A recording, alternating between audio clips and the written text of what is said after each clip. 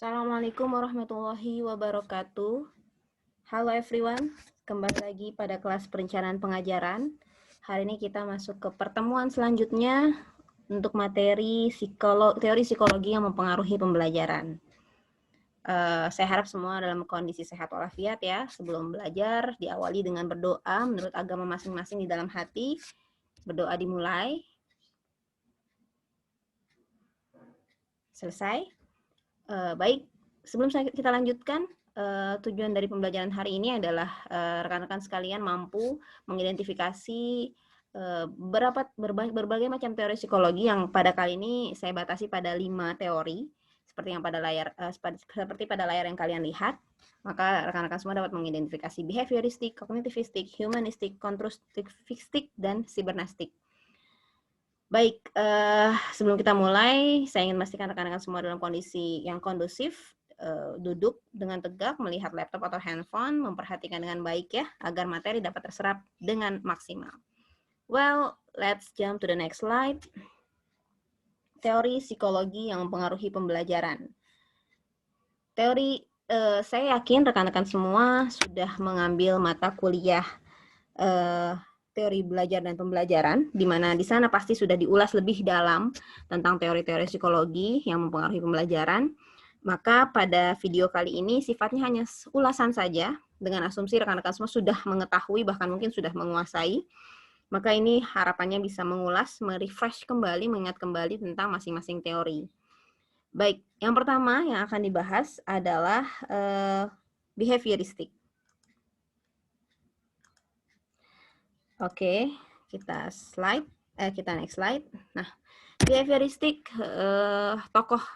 salah satu tokoh yang paling legend di teori ini adalah Ivan P. Pavlov, di mana diawali dengan teori conditioning pada tahun 1927 yang berawal dari percobaan pada hewan.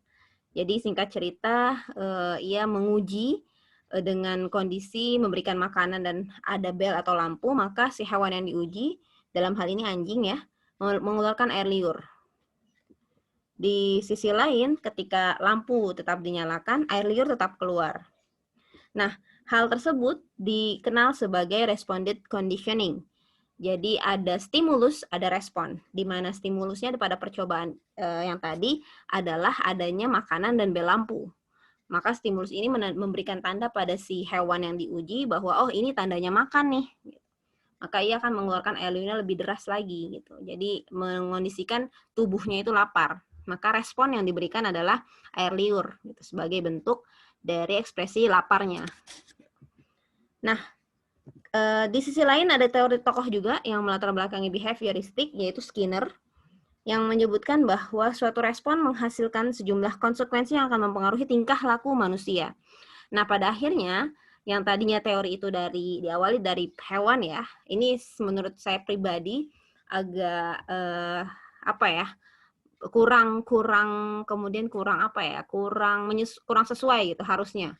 Kenapa dengan hewan berhasil lalu kemudian digeneralisir menjadi teori untuk manusia, untuk pembelajar gitu. Tapi untuk apapun itu, hal tersebut menunjukkan bahwa respon itu adalah konsekuensi atas stimulus yang ada gitu. Kemudian mempengaruhi tingkah laku manusia. Jadi digeneralisir pada tingkah manusia. Misal kita marah itu bukan tanpa sebab, tapi berarti ada stimulusnya, ada pemicunya gitu. Maka menjadi sebuah pasangan, ada stimulus, kemudian pasti ada respon. Kalau kita berkaca pada teori fisika, Newton, hukumnya Albert Einstein, ada aksi, ada reaksi gitu. Jadi ini hal sesuatu yang berpasangan gitu. Nah, ini 6 konsep operant conditioning, yaitu penguatan atau reinforcement positif dan negatif, shaping, proses pembentukan tingkah laku yang diharapkan, pendekatan suksesif, proses pembentukan tingkah laku menggunakan penguatan, extension, chaining of response, dan jadwal penguatan. Ini adalah istilah-istilah yang akan kalian temukan jika kita membahas teori behavioristik ya, teori yang secara psikologinya. Nah, behavioristik sangat erat dengan adanya reinforcement, penguatan. Maka ketika kita misalnya refleksikan pada peserta didik ya, ketika kita memberikan stimulus berupa sapaan motivasi gitu, ayo nak kamu pasti bisa, atau misalnya kita memberikan stimulus berupa perhatian khusus kepada peserta didik, maka respons mereka pasti akan, feedback mereka akan positif juga. Nah, behavioristik tidak sampai di situ. Behavioristik terus menguatkan menguatkan stimulus kepada peserta didik. Kenapa? Karena ingin mempertahankan respon peserta didik. Jadi kalau peserta didik responnya sudah baik, nggak sampai di situ aja. Tugas kita bila menganut atau di dalam teori behavioristik terus menguatkan stimulus tersebut agar responnya long term gitu, panjang. Maka adalah istilah reinforcement. Nah, reinforcement ini ada positif, ada negatif. Reinforcement positif berupa tadi ya penguatan-penguatan yang sifatnya memberi hadiah, memberikan semangat, hal-hal yang positif. Tapi kalau reinforcement negatif adalah misal ketika si peserta didik kita melakukan kekeliruan atau kesalahan, nah kita memberikan penguatan, menunjukkan bahwa ini salah, harus diperbaiki dan jangan diulang. Biasanya dengan hukuman. Gitu. Maka hukuman di sini bisa juga kita istilahkan sebagai reinforcement negatif. Tujuannya bukan mempermalukan, tapi beda ya. Hukuman di sini untuk membuat dia jera, menyadari kalau dia salah, dan untuk tidak mengulangi di kemudian hari. Maka kita berikan penguatan. Misal, ketika misal di kelas ditemukan dia memakai handphone untuk keperluan di luar pembelajaran. Maka bentuk reinforcementnya bisa. Kita ambil handphonenya, kita berikan nasihat, dan kita berikan ketentuan handphone bisa diambil dalam kondisi yang bagaimana dan seterusnya. Nah, itu akan menjadi penguat untuk dia bahwa oh ini salah, tidak dibenarkan dalam pembelajaran dan harus diperbaiki di kemudian hari, gitu ya. Nah ini, lalu bicara tentang behavioristik juga bicara tentang pembentukan tingkah laku. Nah ini orientasi dari behavioristik, berlandas dari katanya apa? Behave ya, tingkah laku, behavior. Maka arah dari behavioristik ini adalah adanya perubahan tingkah laku, gitu. Dari yang baik menjadi lebih baik, dari yang tidak baik menjadi baik, gitu. Makanya kenapa ada reinforcement di dalamnya. Jadi untuk memastikan tingkah lakunya itu benar-benar berubah, tidak bisa hanya sekali 2 kali treatment saja. Butuh kebiasaan atau pengulangan hingga terjadinya pembentukan tingkah laku yang diharapkan. Seperti itu. Nah, ini negative reinforcement lebih baik dari hukuman. Ini memang agak nyaru ya perbedaan antara negative reinforcement dan hukuman. Yang jelas kalau hukuman secara konotasi ya sifatnya seperti mempermalukan, membuat dia enggan untuk melanjutkan pembelajaran gitu. Tapi kalau negative reinforcement adanya nasihat, adanya kejelasan kenapa dia diberikan tindakan yang tidak mengenakan ini gitu. Kenapa handphonenya diambil? Karena ada apa? Diberikan alasan gitu. Isinya tidak hanya marah-marah saja gitu ya. Nah, masih behavioristik, ini adalah teori aliran tingkah laku. Secara kesimpulan ini ya, belajar sebagai proses perubahan tingkah laku terlihat secara kasat mata sebagai akibat dari interaksi antara stimulus dan respons. Ini orientasi dari behavioristik ya rekan-rekan sekalian, terlihat secara kasat mata adanya perubahan. Jadi misal kita mengajar selama 1 semester, dilihat dari misal si anak didik kita ini yang tadinya secara hasil belajar ulangan harian di awal-awal tuh rendah, lalu kita berikan treatment, stimulus istilahnya, lalu di akhir meningkatkan hasil belajar. Nah, berarti terjadi perubahan pola belajarnya. Atau kalau ini spesifik secara tingkah laku, misal di kelas kita ada ditemukan peserta didik yang mungkin aktifnya berlebihan, tapi dengan memberikan stimulus tertentu, di akhir pembelajaran menunjukkan respons berupa adanya perubahan dari yang tadinya aktif banget, jadi misalnya terkendali aktifnya, seperti itu. Jadi behavioristik ini sangat bisa dilihat hasilnya secara kasat mata. Nah, contohnya ini, peserta didik dapat menjawab dengan benar soal matematika, dapat menganalisis kasus-kasus sosial, beribadah menurut agamanya, dan sebagainya yang dapat dilihat secara kasat mata. Nah, alat ukur yang digunakan di pembelajaran ada skala sikap, checklist, dan interview. Jadi ini lebih sifatnya praktikum ya, kinerja, sifatnya performa, apa yang bisa dilihat secara kasat mata. Nah, ini gambaran umumnya bahwa dalam behavioristik ada stimulus, lalu diproses. Nah, prosesnya tadi ya butuh reinforcement berupa penguatan baik itu positif atau negatif, lalu akan mengeluarkan respon. Bentuk stimulus contohnya apa? Berupa pertanyaan, tes, latihan, tugas-tugas. Nah, tugas pengajar mengelola dan menciptakan kondisi lingkungan belajar yang dapat menstimulus kegiatan belajar mengajar. Tugas kita adalah bagaimana mengkreasikan stimulus tersebut. Banyak sekali kreasinya ya. Bisa dengan tadi di atas pertanyaan, tes latihan, atau bentuk lain yang tadi di awal saya juga bahas, bisa memberikan memberikan bintang misalnya ke peserta didik kalau mereka menunjukkan peningkatan hasil belajar, memberikan apresiasi, memberikan pelecut di awal pembelajaran seperti kalimat motivasi dan seterusnya. Nah, kritik terhadap behavioristik ini tidak mampu menjelaskan proses belajar yang kompleks. Tidak semua hasil belajar dapat diamati dan diukur karena hasil belajar ada juga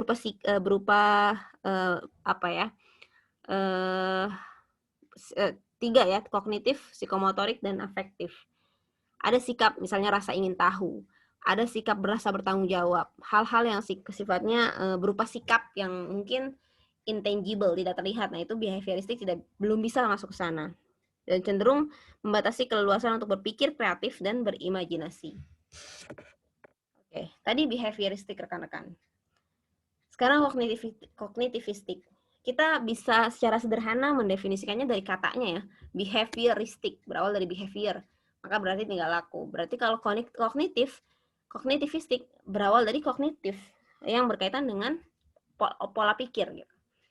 Olah kognitif kita. Nah, ini tokoh yang membesarkannya adalah Robert M. Gagne.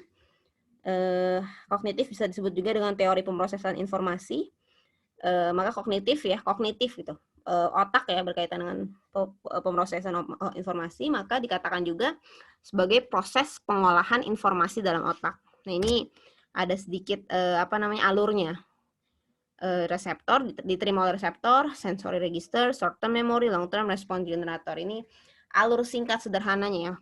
Kalau secara detailnya mah akan sangat kompleks, tapi secara umum ini yang kemudian diolah di dalam pusat informasi kita atau otak kita.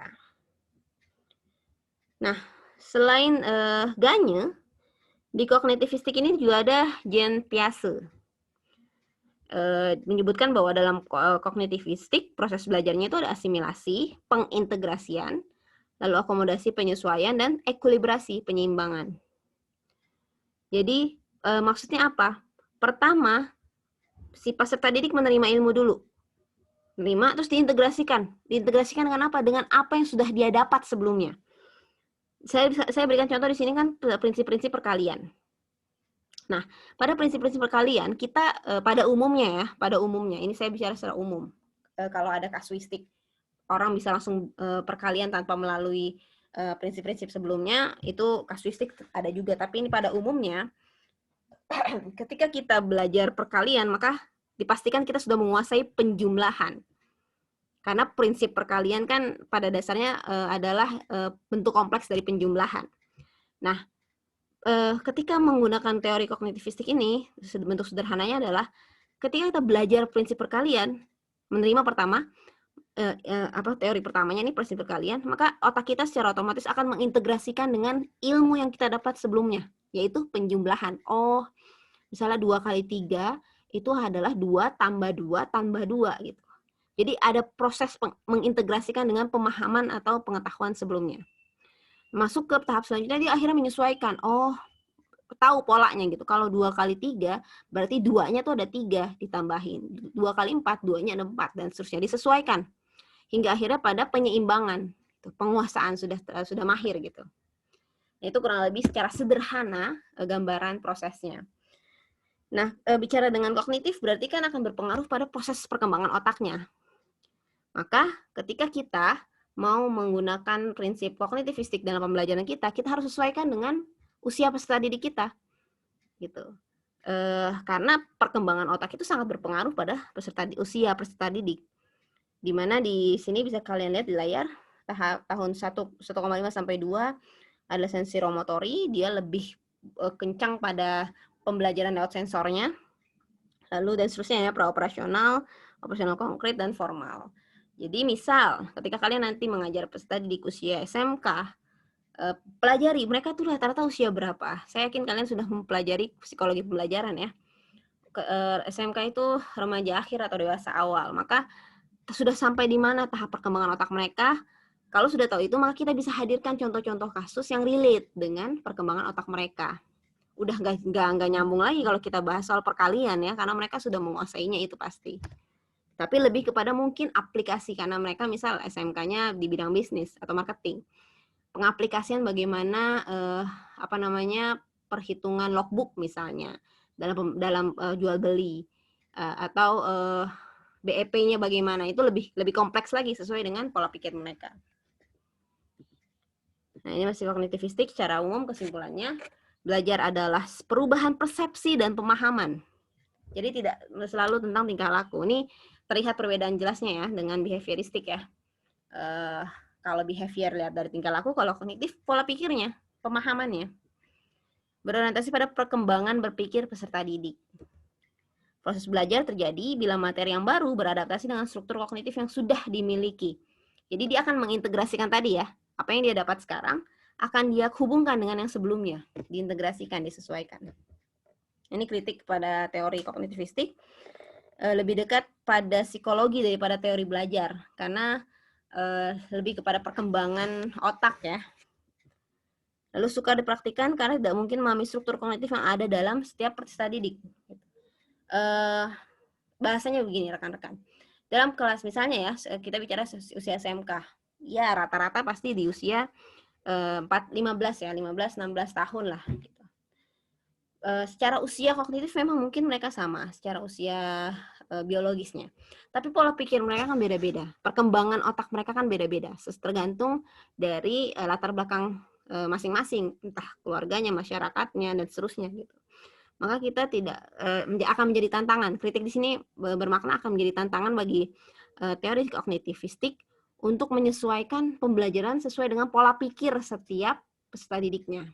Gitu. Tapi saya rasa ini tidak terlalu menjadi tantangan atau kritik yang signifikan ya, karena toh kognitivistik paling umum dilaksanakan di satuan pendidikan, karena dianggap juga efektif gitu, karena kita memandang sesuai dengan usia perkembangannya.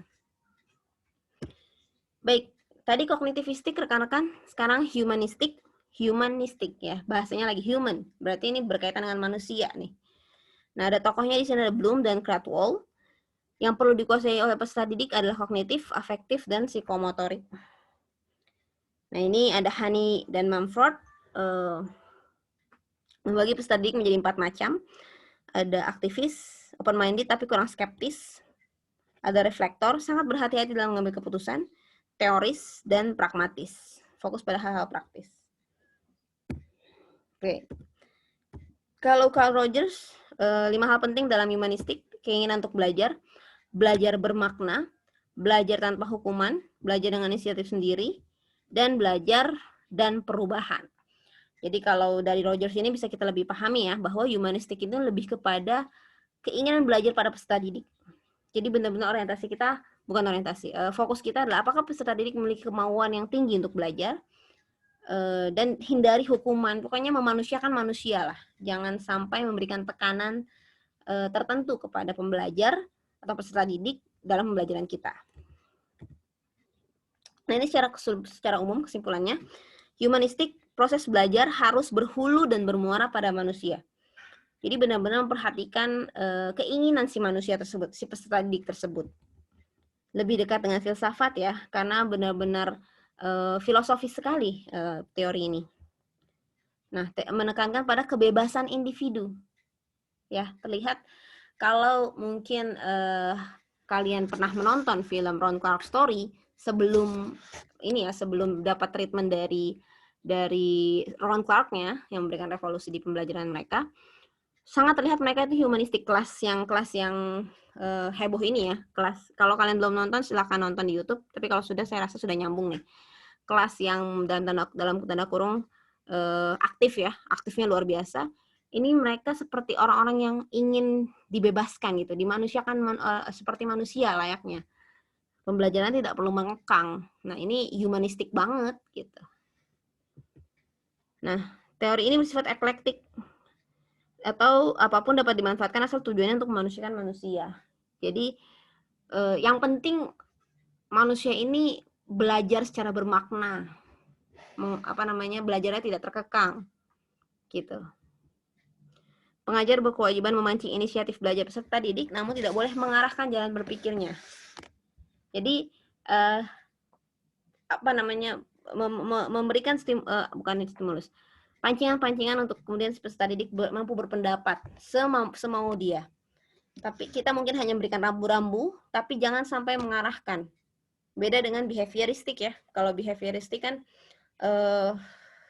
di stimulus dan responnya itu sudah diskenariokan gitu.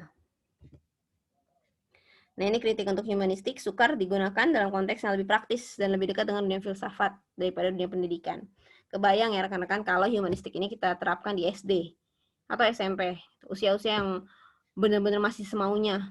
Misalnya guru menerapkan itu, ya kita belajar hari ini tidak perlu hukuman dan sebagainya. Padahal di sisi lain usia-usia SD SMP adalah usia-usia yang harus dibentuk pola perilakunya, pola pikirnya gitu. Jadi makanya humanistik lebih cocok untuk pendidikan tinggi. Itu sifatnya lebih berpendapat kan, lebih mengedepankan ego ataupun asumsi opini gitu. Tapi nanti guru kemudian akhirnya menjadi controlling gitu. Bukan kemudian mengarahkan ya, tapi lebih kepada memberitahukan apa yang sebenarnya apa yang benar, apa yang salah gitu. Terlepas di awal itu peserta didik dibiarkan dulu untuk berpendapat, untuk mengeluarkan potensinya masing-masing. Seperti itu. Humanistik tadi, sekarang konstruktivistik. Balik lagi ke kalimatnya, lihat katanya. Konstruktivistik, membentuk ya. Konstruk itu kan suatu bangunan yang dibentuk. Nah, jadi konstruktivistik belajar berarti membentuk makna. Konstruksi artinya merupakan proses terus-menerus. Belajar bukan mengumpulkan fakta, tapi proses pengembangan pemikiran membentuk pengertian baru.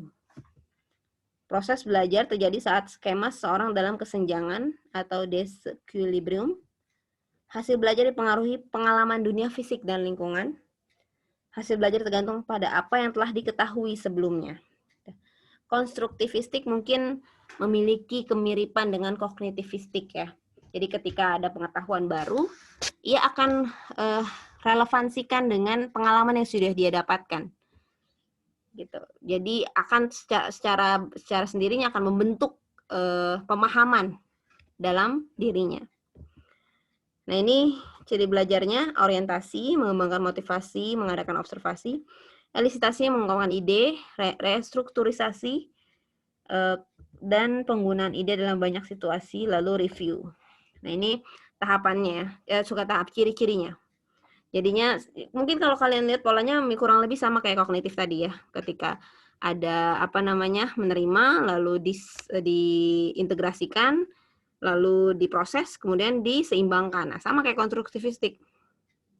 Jadi dia observasi dulu, lalu dia ungkapkan idenya secara jelas, adanya brainstorming. Lah, ketika dia mendapat ilmu baru, tidak kemudian diserap begitu saja, tapi ada bentuk brainstorming, questioning lebih lanjut. Bukan untuk mempertentangkan, tapi untuk meyakini dirinya atau menginternalisasi ilmu tersebut. Gitu. Oleh karena itu nanti masuk ke tahap ketiga, dia akan rekonstruksi ide. Ide yang sudah ada, dia bentuk ulang, menjadi berkembang. Gitu. Nanti kemudian idenya digunakan, lalu direview. Nah, ini pada konstruktivistik, peran guru itu menyediakan pengalaman belajar yang memungkinkan peserta didik bertanggung jawab, menyediakan kegiatan yang merangsang keingintahuan peserta didik, dan memonitor, mengevaluasi. Kalau dilihat di sini guru sebagai fasilitator ya. Jadi memberikan stimulus, memberikan bahan, nanti biar peserta didik yang kemudian merangkainya sendiri. Nah, ini ciri-ciri konstruktif: belajar aktif, belajar mandiri, kooperatif, generative learning. Nah, saya rasa konstruktivistik ini adalah teori psikologi yang pada umumnya digunakan di sekolah ya. Karena metode-metode pembelajarannya metode-metode yang tidak asing bagi kita. Ada PBL, discovery learning, kognitif strategis. Intinya pada teori ini guru menjadi fasilitator. tidak kemudian menjadi tutor pada tutor tunggal gitu ya. Nah, ini yang terakhir, sibernetik, rekan-rekan. Lagi-lagi, sibernetik, cyber, pasti berkaitan sama teknologi ya. Nah, ini belajar adalah pengolahan informasi. Teknologi juga nggak jauh sama pengolahan informasi. Jadi sibernetik ini tidak jauh juga dengan pengolahan informasi. Yang terpenting adalah sistem informasi yang akan menentukan terjadinya proses belajar. Jadi tidak ada satu pun jenis belajar yang ideal untuk segala situasi. Ini sibernetik mungkin lebih kepada pembelajaran teknologi ya. Ada namanya algoritmik, kalau rekan-rekan pernah tahu. Programming sih harusnya tahu nih kalau programmer. Jadi dalam pembelajaran algoritmik itu kita bertahap. Kita nggak bisa layaknya kita masak lah ya, resep masakan itu kan kita nggak bisa goreng telur kalau telur itu belum dipecahin dulu kan. Nah, algoritmik itu sifatnya strukturisasi. Kita tidak bisa ke tahap selanjutnya kalau tahap sebelumnya belum kita lalui. Nah, ini sibernetik, pengolahan informasinya seperti itu. Pendekatan belajar bersifat algoritmik yang menuntut peserta didik berpikir sistematis tahap demi tahap. Gitu. Ini biasanya di eksak atau di matematika ya, kita nggak bisa untuk secara umum ya, kasuistik, saya terlepas dari kasuistik. Kita nggak bisa langsung jump to the material about perkalian misalnya, kalau belum menguasai penjumlahan. Atau belum bisa pembagian kalau belum menguasai pengurangan. Ini secara umum ya. Tapi kalau mungkin ada anak-anak yang cerdas bisa langsung, itu juga nggak masalah. Nah, sibernetik merupakan menggunakan pendekatan heuristik, berpikir divergen, menyebar ke beberapa target sekaligus. Terus pendekatan juga holis, mempelajari sesuatu dari tahap yang paling umum ke yang paling khusus. Jadi benar-benar struktural gitu, entah dari kecil ke besar atau besar ke kecil. Serialis, berpikir secara algoritmik sama ya, algoritmik juga bersifat struktural. Nah, kritiknya lebih menekankan pada sistem informasi, kurang memperhatikan bagaimana proses belajar berlangsung. Jadi agak sulit untuk dipraktikkan. Sulit itu bukan tidak bisa ya, bisa dilakukan bagi pembelajaran khusus kalau menurut saya pribadi. Misal yang bersifat eksak tadi. Gitu. Nah, rekan-rekan, itu yang bisa saya sampaikan tentang